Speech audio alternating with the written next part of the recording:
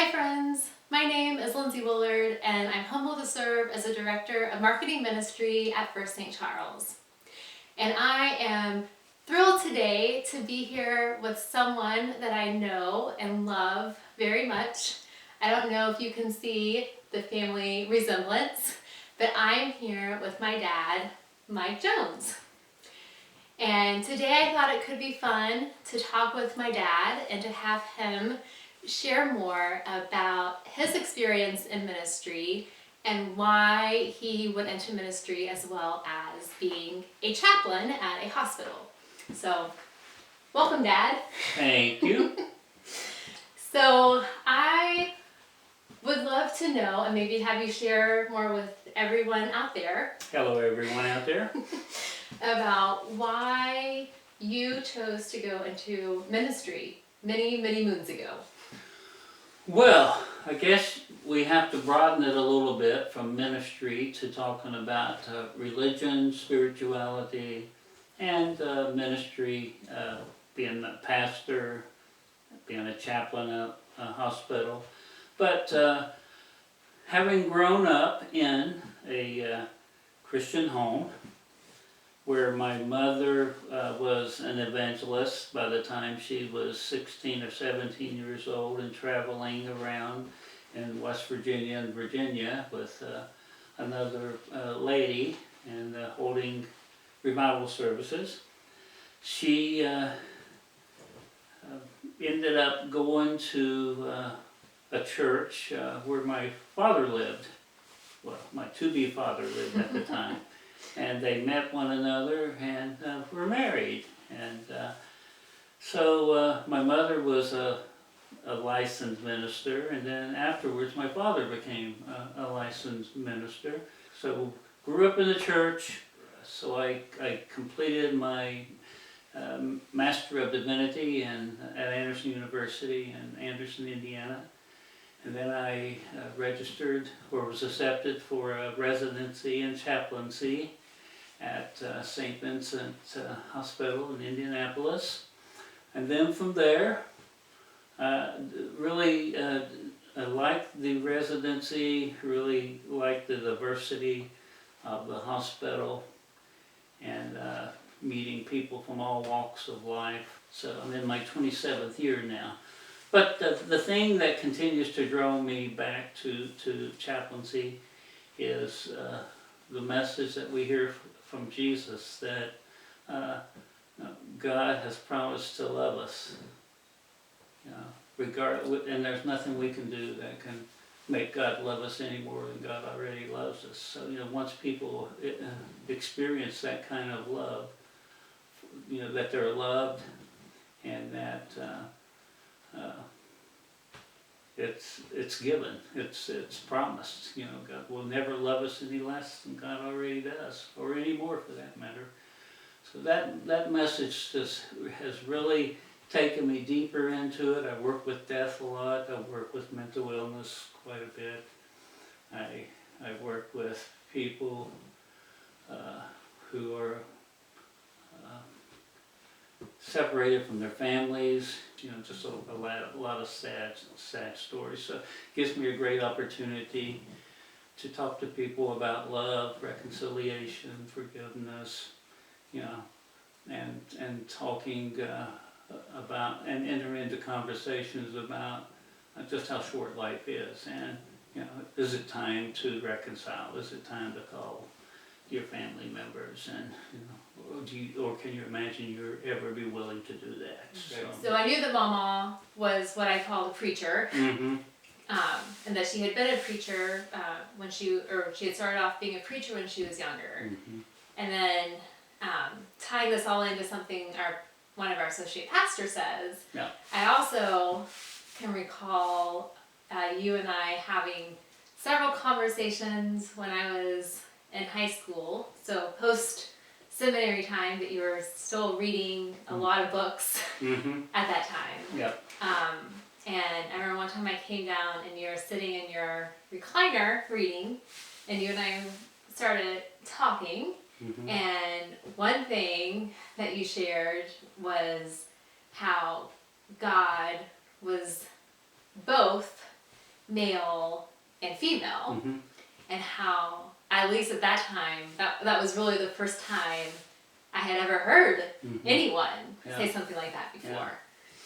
Yeah, because people relate better, I guess, to an image of God that's physical.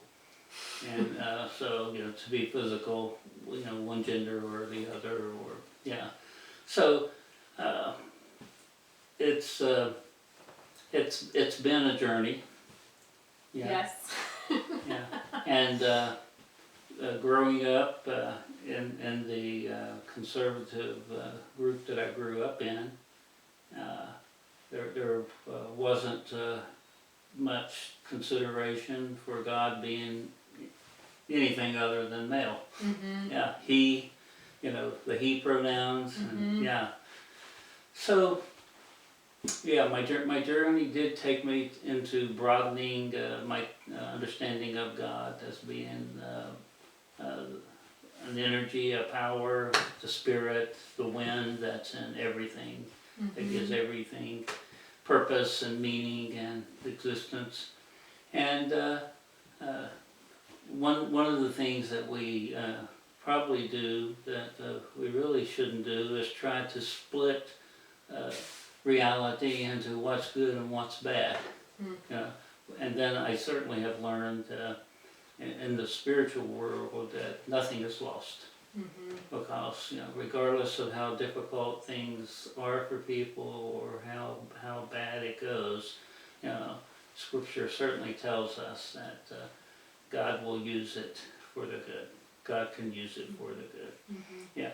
So it's not our place to judge whether these people are acceptable or these people are acceptable, but in the spiritual realm, all persons have value and dignity, worth, and are totally accepted as having valid lives. Are children of God. Yeah. And if people just get one iota of experience from the love of God, then something very transformative starts to happen. And even, I think people listening to this will understand some of that, because even at our church we have been saying now for more than a year, and even recently adopted a welcome statement where we say that we extend God's love to all people, affirming that all means all, because it does truly mean all persons, whether we want to accept them or not. Not a habit that we have of saying, but a reality that is the nature of who God is. Yep. And tying this all back too to where I started from, and was thinking about one of our associate pastors, Reverend Dr. Kate Hanch. She often will end her message or sermon benediction with the phrase "one God, Mother of all," and it's just great that.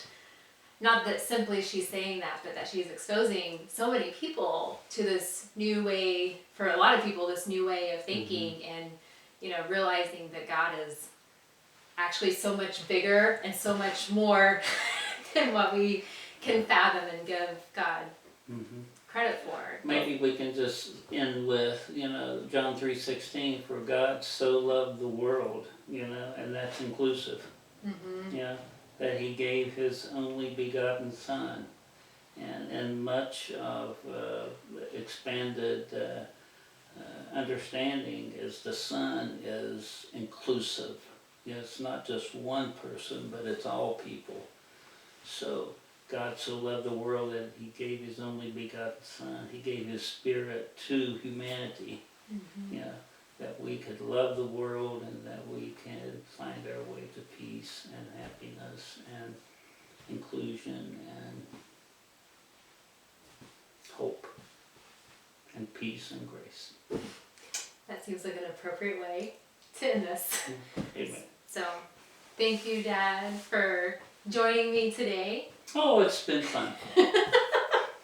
And thank all of you for also joining us. I hope that you enjoyed this conversation and learning more about not just my journey, but my family's journey into ministry, religion, spirituality, all of the things. Grace and peace, friends. And hope and joy to you. Perfect.